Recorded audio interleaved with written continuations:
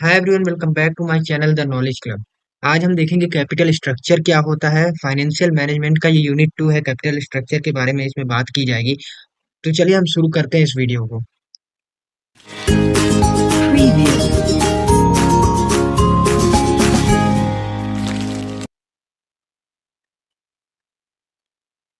चलिए, पहला आपका इसमें टॉपिक हो जाता है कैपिटल स्ट्रक्चर। अब देखिए, मैं आपको वीडियो शुरू करने से पहले ही एक चीज बता देता हूँ कि जैसे मान लीजिए आपका एफएम का पेपर है 4 को, तो ये पॉसिबल नहीं है कि सारे यूनिट्स की जो वीडियो है आ पाएंगी। तो मैं यूनिट 2 का वीडियो जो है अपलोड कर रहा हूँ। इसके बाद मैं आपको कोशिश करूंगा नोट्स सारे प्रोवाइड कर दूं, और जितनी भी यूनिट हो सकेंगी यूनिट मैं आपको प्रोवाइड कर दूंगा। उससे पहले मैं ये कोशिश करूंगा कि क्विक रिवीजन की वीडियो आपको लेके आऊं, क्योंकि क्विक रिवीजन में आपके सारे वो इंपॉर्टेंट टॉपिक जो है कवर हो जाएंगे जिसकी आपको जरूरत है। तो आपको मतलब ये समझना होगा कि यूनिट 3, यूनिट 4 और यूनिट 5 के लिए अगर टाइम मिलेगा तभी वीडियो आ पाएगी, अगर टाइम नहीं मिलेगा तो वीडियो नहीं आ पाएगी। फिलहाल हम बात करते हैं कैपिटल स्ट्रक्चर की। ये वीडियो जो है 2 पार्ट में बनेगी आपकी, क्योंकि काफी जो है लंबी वीडियो हो जाएगी। काफी लंबा ये यूनिट है, इसमें कई सारी चीजों के बारे में बात किया गया है। और इसमें जो यूनिट 2 है आपका, ये मोस्ट इंपॉर्टेंट यूनिट है, क्योंकि इसमें बहुत ही सारे इंपॉर्टेंट आपके जो है टॉपिक्स हैं। तो हम कैपिटल स्ट्रक्चर की अगर बात कर लेते हैं, तो पहले सबसे तो आप कैपिटल और स्ट्रक्चर को ब्रेक करेंगे। यहाँ पे कैपिटल वर्ड है और ये स्ट्रक्चर वर्ड है। अगर आप इसको ब्रेक करेंगे तो कैपिटल का मतलब क्या हो गया? फंड। कैपिटल का मतलब फंड, जो आप अपनी ऑर्गेनाइजेशन में लगाते हैं, कैपिटल इन्वेस्ट करते हैं, वो हो गया आपका फंड। और उसके बाद स्ट्रक्चर आपका हो गया एक तरीके से ढांचा। ढांचा कह लेते हैं स्ट्रक्चर को, एक तरीके से किसी चीज का नक्शा बोल देते हैं। तो मान लीजिए आप कोई भी अपना घर बना रहे हैं, तो उससे पहले क्या होता है कि स्ट्रक्चर बनाने के लिए क्या क्या हमें बहुत सारी इक्विपमेंट्स की जरूरत पड़ती है। जैसे मान लीजिए आप घर बनाते हैं, तो उसके लिए एक आप स्ट्रक्चर बनाते हैं। एक पहले सीमेंट लेते हैं, फिर कुछ और रॉ मटेरियल लेते हैं। जब एक तरीके से वो बन के थोड़ा तैयार हो जाता है, तो आपको स्ट्रक्चर वो समझ में आने लगता है। या फिर आप एक नक्शे में भी स्ट्रक्चर बनवा सकते हैं। तो स्ट्रक्चर का मतलब हो गया कई सारी चीजों को मिलके एक एक स्पेसिफिक चीज बनाना, जिससे वो हमें नजर में आए, जिससे वो हमें समझ में आए। तो मीनिंग अगर हम देख लेते हैं कैपिटल स्ट्रक्चर का, तो बेसिकली कैपिटल स्ट्रक्चर का मीनिंग ये हो जाता है कि हम कहाँ कहाँ से अपने कैपिटल को जो है बोरो करते हैं, मतलब लेते हैं, कहाँ कहाँ इन्वेस्ट करते हैं, और कैसा स्ट्रक्चर होता है हमारे कैपिटल का। एक तरीके से अगर हम बात करें कैपिटल स्ट्रक्चर के बारे में, तो ये long term source of fund होता है। ये long term source of fund होता है, और ये परमानेंट कैपिटल होता है। इसमें वर्किंग कैपिटल इन्वॉल्व नहीं होती। वर्किंग कैपिटल आपकी वो होती है जो डे टू डे लाइफ में यूज की जाती है। ये एक परमानेंट कैपिटल होता है जो लंबे समय तक चलता है। It is the particular combination of debt and equity used by company of finance its overall operation and growth। देखिए, उस सारी ऑपरेशंस और ग्रोथ के लिए हम क्या करते हैं, यहाँ पे डेब्ट और इक्विटी से कुछ पैसे लेते हैं, कुछ फाइनेंस जो है लेते हैं। उससे हमारा क्या होता है? कैपिटल स्ट्रक्चर तैयार होता है। देखिए यहाँ पे लिखा हुआ है डेब्ट एंड इक्विटी। डेब्ट एंड इक्विटी, कॉम्बिनेशन ऑफ डेब्ट एंड इक्विटी। ये क्या होता है? डेब्ट एंड इक्विटी का जो है कॉम्बिनेशन होता है। एक मिनट। आपका ये कैपिटल स्ट्रक्चर में ये मेन पॉइंट है, डेब्ट एंड इक्विटी आपको लिखना ही होगा। अगर आप डेफिनेशन लिखते हैं या फिर अपनी लैंग्वेज में भी लिखते हैं, तो कहने का मतलब एक कैपिटल का स्ट्रक्चर बनाना। और आगे हम इसमें देखेंगे कि हम कैसे कैसे करते हैं। तो चलिए हम देखते हैं इसमें आगे। The simple meaning of capital structure is the combination of डेप्ट एंड इक्विटी। इसका सिंपल मीनिंग हो गया कि ये कॉम्बिनेशन ऑफ किसका होता है? डेप्ट एंड इक्विटी। अब डेप्ट एंड इक्विटी का मतलब आपको नहीं समझ में आता, तो इतना जरूर आप याद रख लीजिएगा कि कैपिटल स्ट्रक्चर हमारा कॉम्बिनेशन ऑफ डेप्ट एंड इक्विटी होता है। ये जरूर लिखिएगा, ताकि 3 नंबर में अगर ये क्वेश्चन आ जाए तो 3 नंबर में लिखने में आपको कोई दिक्कत ना हो। That company use to finance its operation and investment. क्या करती है कंपनी? इसके यूज से क्या करती है कंपनी? ऑपरेशन करती है और इन्वेस्टमेंट करती है। इन्वेस्टमेंट अलग अलग जगहों पे करती है। Finding the optimal capital structure, it is the crucial for company as it directly influence its financial stability, risk profile, cost of capital and potential return to shareholder। देखिए, ये जो कैपिटल स्ट्रक्चर होता है, इससे क्या क्या आपका इन्फ्लुएंस होता है? आपकी फाइनेंशियल स्टेबिलिटी। अगर आपके पास कैपिटल ही नहीं रहेगा, कैपिटल ज्यादा नहीं रहेगा, तो आपके ऑर्गेनाइजेशन में फाइनेंशियल स्टेबिलिटी नहीं हो पाएगी। आपका रिस्क प्रोफाइल यही जो है शो करता है कैपिटल स्ट्रक्चर आपका। अगर आपकी कंपनी में ज्यादा कैपिटल स्ट्रक्चर है, कम कैपिटल स्ट्रक्चर है, तो उस हिसाब से रिस्क आपका जो है ऊपर नीचे होता रहेगा। उसके बाद हो जाता है कॉस्ट ऑफ कैपिटल। कैपिटल की क्या कॉस्ट है? फिर आपका हो जाता है and potential return to shareholder. जो भी शेयर होल्डर्स आपकी कंपनी में पैसा इन्वेस्ट किए हैं, उनको क्या पोटेंशियल रिटर्न मिल पाएगा? तो ये सारी चीज आपकी कैपिटल स्ट्रक्चर और प्रॉफिट आपका जो है शो करता है। उसके बाद अगर हम इसमें आगे चलते हैं तो बात करते हैं the capital structure typically consist to main component डेब्ट एंड इक्विटी। देखिए ये मोस्ट इंपॉर्टेंट पॉइंट है आपका डेब्ट एंड इक्विटी का। आप कुछ भी भूल जाइए, आप डेब्ट एंड इक्विटी मत भूलिए। वैसे तो कैपिटल स्ट्रक्चर का सिंपल मीनिंग यही हो जाता है कि कैपिटल स्ट्रक्चर क्या करता है, हमारी ऑर्गेनाइजेशन या फिर हमारी कंपनी को स्टेबल रखता है। और ये एक हमारी तरह ये ढांचा होता है, एक मतलब आप कह सकते हैं एक आर्किटेक्चर टाइप का होता है ये। इसमें हम अलग अलग जगह से अपने कैपिटल को लेते हैं या फिर कैपिटल शो करते हैं, जिससे ये पता चलता है कि मतलब हमारी कंपनी स्टेबल है, हमारी ऑर्गेनाइजेशन स्टेबल है कि नहीं, उसका रिस्क प्रोफाइल क्या है, कॉस्ट ऑफ कैपिटल क्या है, तो ये सारी चीजें पता चलती हैं।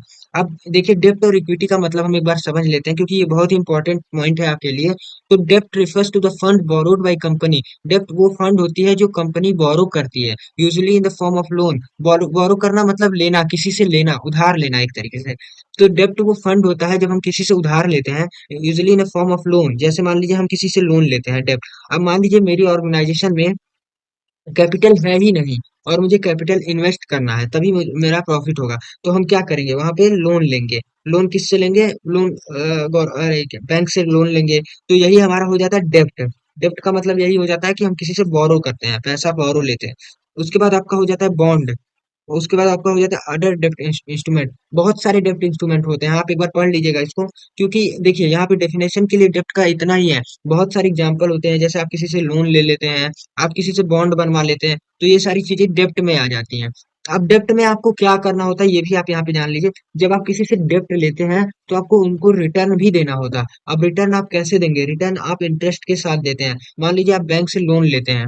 अब लोन आपने ले लिया कि 1 लाख का लोन ले लिया। अब 1 लाख पे आपका जो है 3% पर मंथ आपका जो है इंटरेस्ट बन रहा है। तो आप हर मंथ जो है इंटरेस्ट देते रहेंगे। अगर ईयरली बन जा रहा है 30% इंटरेस्ट, तो आप 30% 1 साल का दे देंगे। तो ऐसे जो है लोन पे आपको इंटरेस्ट जो है वापस करना होता है कंपनी को। और कंपनी ये कैसे इंटरेस्ट वापस करती है, अब जब कैपिटल लोन में लेती है, लोन से पैसा लेती है अपनी कंपनी के लिए, उसको इन्वेस्ट करती है, इन्वेस्ट से जहां से रिटर्न आता है, रिटर्न में अपना प्रॉफिट करती है। उसके बाद उनको रिटर्न देना होता है। तो रिटर्न लोन का तो रिटर्न देना ही है, क्योंकि आपको हर मंथ देना है वो।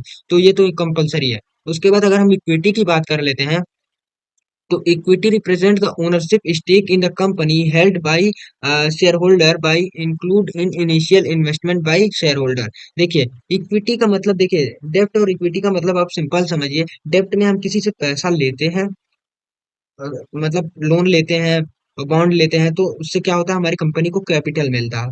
और इक्विटी में क्या होता है, इक्विटी में हम किसी को अपनी ओनरशिप बेचते हैं। जैसे मान लीजिए आपकी कंपनी के आप खुद ही ओनर हैं, लेकिन आप क्या करते हैं, आपको कैपिटल की जरूरत है, तो आप क्या करते हैं, शेयर इशू कर देते हैं। अब शेयर 10 शेयर आपने इशू कर दिया, 10 शेयर इशू कर दिया, तो आप 10 शेयर जो भी इशू किया, 10 लोग अगर शेयर आपका लेंगे, तो उस हिसाब से आपको कैपिटल देंगे, आपको पैसा देंगे। अब अब इसका मतलब ये हो गया कि आपका जो मान लीजिए आपने, आपका 100% ओनरशिप है, और आप 30% ओनरशिप जो है शेयर कर दिए, मतलब शेयर होल्डर्स को दे दिया। अब वो आपका शेयर खरीद लिए, यानी कि 30% ओनर अब वो है, और 70% अभी भी आप है। तो ये होता है इक्विटी। इक्विटी में आप किसी से लोन नहीं लेते हैं, बल्कि आप उनको शेयर देते हैं कंपनी की। और वो भी एक तरीके से कंपनी का पार्ट हो जाते हैं, एक तरीके से कंपनी के ओनर हो जाते हैं। उसमें से क्या होता है फिर, इनिशियल इन्वेस्टमेंट, जो शेयर होल्डर्स होते हैं वो इनिशियल इन्वेस्टमेंट करते हैं कंपनी में, ठीक है। उसके बाद यहाँ पे लिखा है in capital structure we raise capital through various source. यहाँ पे हम क्या करते हैं, कैपिटल रेज करते हैं वेरियस सोर्स से, ठीक है। तो आपको आई होप यहाँ पे कैपिटल स्ट्रक्चर क्लियर होगा, क्योंकि कैपिटल स्ट्रक्चर काफी इजी सा है। आपको अगर ऐसे समझना होगा, बहुत ज्यादा आप पढ़ेंगे या फिर गूगल पे सर्च करेंगे, तो आपको आपके लिए दिक्कत ही होगी, क्योंकि कैपिटल स्ट्रक्चर को बहुत ही घुमा फिरा के बताएंगे। कैपिटल स्ट्रक्चर का सिंपली मीनिंग आपको लिखना है। देखिए आपको पेपर देना है, तो आपको ये नहीं करना कि आपको पूरा पढ़ के जाना है अच्छे से। आपको सिर्फ ऊपर ऊपर पढ़ना है, और अगर मैं मानता हूँ कि अगर आप इतना पढ़ लेते हैं, एडवांटेज डिसएडवांटेज पढ़ लेते हैं, तो आपके लिए इजी हो जाएगा। तो कैपिटल स्ट्रक्चर का सिंपली मीनिंग यही हो जाता है कि एक ढांचा जो कैपिटल का होता है, जो हम डेब्ट और इक्विटी के कॉम्बिनेशन से बनाते हैं। कैसे बनाते हैं, कुछ पैसा हम बोरो करते हैं, और कुछ हम अपने ओनरशिप को जो है बेचते हैं शेयर होल्डर्स को। फिर उससे हमें कैपिटल मिलती है, उस कैपिटल को हम इन्वेस्ट करते हैं अलग अलग जगह पे। और जब हम उसे इन्वेस्ट करते हैं तो हमें रिटर्न मिलता है। रिटर्न हम किस में बांटते हैं, शेयर होल्डर्स में। और जो भी हम डेब्ट लिए रहते हैं उनको हम अपना इंटरेस्ट पे करते हैं। तो सिंपली मीनिंग कैपिटल स्ट्रक्चर का ये हो गया, वो सारी एक्टिविटी जो हम कैपिटल बोरो करते हैं या लेते हैं, उससे रिलेटेड है। उसके बाद हम आगे चलते हैं। Importance of capital structure. Capital structure अगर हम बनाते हैं तो उससे हमारा क्या इंपॉर्टेंस होता है? देखिए, कॉस्ट ऑफ कैपिटल मतलब कैपिटल जो हम ले रहे हैं उसमें क्या कॉस्ट आ रही है। जैसे मान लीजिए आप कैपिटल किसी से बोरो कर रहे हैं, जैसे ये डेप्ट में हमने पढ़ा था कि आप लोन ले रहे हैं, तो कैपिटल अगर बोरो कर रहे हैं तो वहां पे क्या कर रहे हैं, आप इंटरेस्ट पे कर रहे हैं। आप किसी ना किसी को, जैसे आप बॉन्ड लेते हैं या फिर लोन लेते हैं तो आप वहां पे इंटरेस्ट पे करते हैं। या फिर अगर आप किसी और सोर्स से ले रहे हैं तो कई बार आपको टैक्स भी पे करना होता है। तो कॉस्ट ऑफ कैपिटल, कैपिटल पे क्या कॉस्ट आ रही है। मान लीजिए आपने 1 लाख रुपए लिया, अब 1 लाख पे जितना परसेंट भी इंटरेस्ट आपका आ रहा होगा या फिर टैक्स आ रहा होगा, वही हमारा कॉस्ट हो जाता है। उसके बाद इंपॉर्टेंस हो जाता है कैपिटल स्ट्रक्चर का, फाइनेंशियल स्टेबिलिटी। अगर आप कैपिटल बोरो करते हैं या फिर शेयर होल्डर्स को बेचते हैं, उससे आपकी आपको मतलब कुछ पैसे मिलते हैं, उससे आपको कैपिटल मिलते हैं, तो क्या होता है, आपके ऑर्गेनाइजेशन में स्टेबिलिटी जो है बनी रहती है। अगर आपके पास कैपिटल ही नहीं रहेगा तो आपकी स्टेबिलिटी नहीं बनी रहेगी। फिर आपका थर्ड हो जाता है रिस्क मैनेजमेंट। अगर देखिए आप कैपिटल लेंगे तो फिर आपका रिस्क भी जो है मैनेज हो जाएगा कैपिटल स्ट्रक्चर से। अब मान लीजिए आपके ऑर्गेनाइजेशन में, आपके कंपनी में, आपके बिजनेस में जो है पैसे ही नहीं है, तो उससे क्या होगा, आपके लिए रिस्क बढ़ता ही जाएगा। लेकिन अगर कोई इन्वेस्ट करने को तैयार हो गया है, जैसे मान लीजिए इसमें इक्विटी में इन्वेस्ट करते हैं शेयर होल्डर्स, या फिर यहाँ पे डेप्ट में आप आपको लोन देने के लिए कोई तैयार हो गया, तो उससे रिस्क आपका क्या हो जाएगा, मैनेज हो जाएगा कुछ हद तक। फिर फ्लेक्सिबिलिटी एंड ग्रोथ। अब फ्लेक्सिबिलिटी एंड ग्रोथ का मतलब क्या हो जाता है? देखिए, आपका सिंपल सा मतलब ये हो जाता है कि आपने 30% कहीं और जो है शेयर होल्डर्स को दे दिया, 70% आपकी ओनरशिप है, तो आपके पास ये फ्लेक्सिबिलिटी होनी चाहिए कि आप कभी भी जो है डिसीजन को अपने चेंज कर सकें। ये नहीं है कि आपको आपके हाथ में कोई डिसीजन ही ना रहे। अब आपने 70% अगर आपके पास ओनरशिप है तो आप कहीं ना कहीं डिसीजन ले सकते हैं। लेकिन अगर आपने उल्टा हो गया, आपके पास 30% बस ओनरशिप है, आपने 70% शेयर होल्डर्स को दे दिया है, तो वहाँ पे फ्लेक्सिबिलिटी के चांसेस कम हो जाएंगे, आप डिसीजन लेने में जो है कम रहेंगे। तो उससे क्या होता है कि फ्लेक्सिबिलिटी नहीं रहती है, ग्रोथ हमारा जो है कम हो जाता है। तो अगर हम कैपिटल स्ट्रक्चर को अच्छे से करते हैं, अच्छे से हम इसका यूज करते हैं, तो क्या होता है, हमारी जो फ्लेक्सिबिलिटी और ग्रोथ जो है बनी रहती है। उसके बाद कैपिटल स्ट्रक्चर में शेयर होल्डर्स की वैल्यू। शेयर होल्डर्स की वैल्यू मतलब ये हो गया कि अगर हमारे शेयर होल्डर्स पैसा इन्वेस्ट कर रहे हैं मार्केट में और उससे हमें रिटर्न मिल रहा है, तो हम उनको जो है, ये हमारी रिस्पॉन्सिबिलिटी है कि उनका रिटर्न, हम उनका प्रॉफिट उनको दें। तो शेयर होल्डर्स की जो वैल्यू है बनी रहेगी, शेयर होल्डर्स हमारी वैल्यू करेंगे। उसके बाद रेगुलेरिटी एंड टैक्स कंडीशन कंसिडरेशन, मतलब कि ये हो गया कि टैक्स आपका कंसीडर होता है इसमें कैपिटल स्ट्रक्चर में।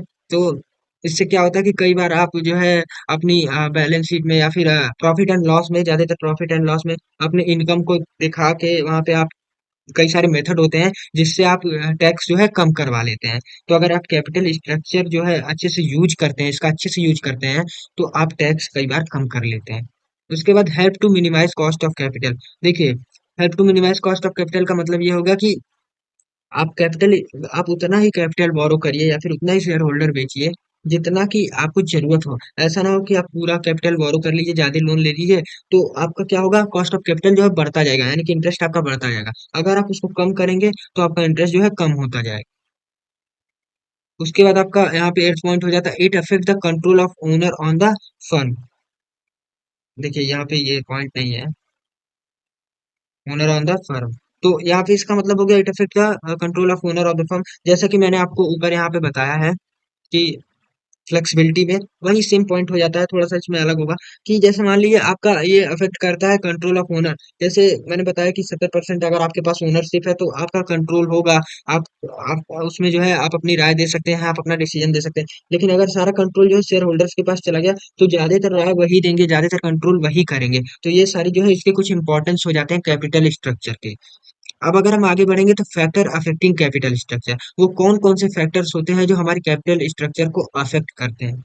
तो इसमें पहला आपका हो जाता है cost and availability of capital. जैसे आपका रिटर्न हो गया, मतलब कि देखिए आगे यहाँ पे कॉलम में लिखा हुआ है रिटर्न, इसका मतलब देखिए सिंपली ये हो जाता है, सिंपली इसका मतलब ये हो जाता है cost and availability of capital का। देखिए, क्या कॉस्ट का मतलब ये हो गया कि आपके कैपिटल पे कितना रिटर्न, और अवेलेबिलिटी ऑफ कैपिटल की आपके ऑर्गेनाइजेशन में कितना अभी अवेलेबिलिटी है कैपिटल का। उस हिसाब से आप क्या करते हैं, कैपिटल स्ट्रक्चर बनाते हैं। अगर आपके पास अवेलेबिलिटी ऑफ कैपिटल नहीं है, यानी कि और उसके अलावा आपके पास रिटर्न नहीं अच्छा खासा है, तो आप क्या करते हैं, कैपिटल स्ट्रक्चर बनाते हैं। आप सोचते हैं कि कहाँ कहाँ से पैसा लेना है, लोन से लेना है, बोरो करना है, या फिर हमें शेयर होल्डर्स को शेयर इश्यू करना है। तो ये सारी चीजें फिर आप कैपिटल स्ट्रक्चर बनाते हैं। तो ये बहुत ही ज्यादा अफेक्ट करता है आपके कैपिटल स्ट्रक्चर को। सेकंड पॉइंट इसमें हो जाता है आपका nature. Nature and size of business. Nature and size of business का मतलब ये होगा प्राइवेट सेक्टर है, पब्लिक सेक्टर है, या फिर स्मॉल बिजनेस है, या फिर लार्ज बिजनेस है। अगर स्मॉल बिजनेस है तो फिर तो सारा ओनरशिप आप ही का रहेगा। आपके पास ज्यादा मतलब आप ज्यादा बारो नहीं कर सकते, या फिर ज्यादा आप शेयर नहीं इशू कर सकते। लेकिन अगर लार्ज है तो आपके पास ये चांस एक बार जरूर रहेगा कि आप शेयर्स को इशू करें और कैपिटल को बोरो करें। थर्ड है बिजनेस रिस्क। बिजनेस में कितना रिस्क हो सकता है आगे चल के, ये भी एक अफेक्ट करता है। आगे चल के आप सोचते हैं कि अगर हम कितना कैपिटल स्ट्रक्चर करते हैं या फिर इतना कैपिटल लेते हैं तो क्या बिजनेस में रिस्क रहेगा, क्या नहीं रहेगा, ये सारी चीजें जो है इसमें इन्वॉल्व है। फिर आपका हो जाता है मार्केट कंडीशन। मार्केट कंडीशन का मतलब ये हो गया कि अगर मान लीजिए आपका जैसे मान लीजिए बूम पीरियड चल रहा है या फिर डिप्रेशन पीरियड चल रहा है। बूम पीरियड का मतलब ये हो जाता है कि आप मतलब बहुत ही अच्छा मार्केट कंडीशन आपका चल रहा है और फिर आपने इन्वेस्ट कर दिया, फिर या फिर डिप्रेशन पीरियड चल रहा है तो आपने वहां से पैसे ले लिए, तो ये सारी चीजें जो है मार्केट कंडीशन में आ जाती है। Ownership control. ओनरशिप कंट्रोल आपको ऊपर पढ़ाई दिया गया है, ये भी आपको अफेक्ट करता है कि कितनी आपकी ओनरशिप है, उस हिसाब से आप कैपिटल स्ट्रक्चर जो है बनाते हैं। Tax position. अब आप अगर डिवेंचर इंक्रीज करते हैं तो यहाँ पे टैक्स क्या होता है, इंक्रीज हो जाता है।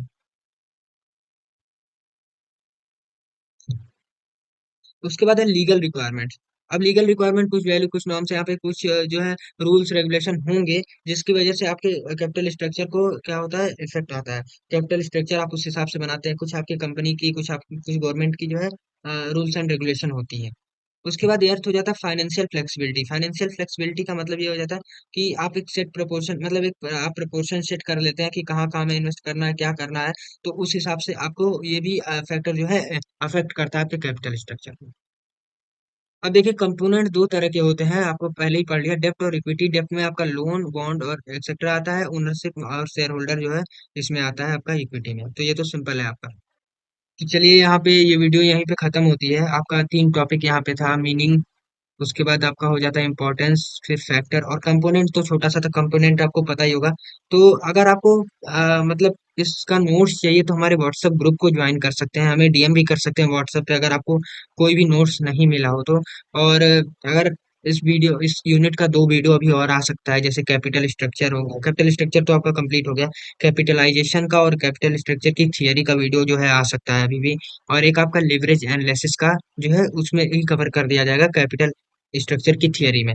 तो ये तीन वीडियो आएगी, क्योंकि अगर हम छोटे छोटे पार्ट में वीडियो बनाएंगे तो आपको समझ में आएगा। एक ही बार अगर हम 40 मिनट 50 मिनट की वीडियो बना दे तो आपके लिए भी पॉसिबल नहीं है समझना, और मेरे लिए भी पॉसिबल नहीं है एक ही बार में रिकॉर्ड करना। तो आप हमारे चैनल को सब्सक्राइब कर दीजिएगा, वीडियो को लाइक कर दीजिएगा और शेयर भी कर दीजिएगा, ताकि आपको अपडेट मिलता है।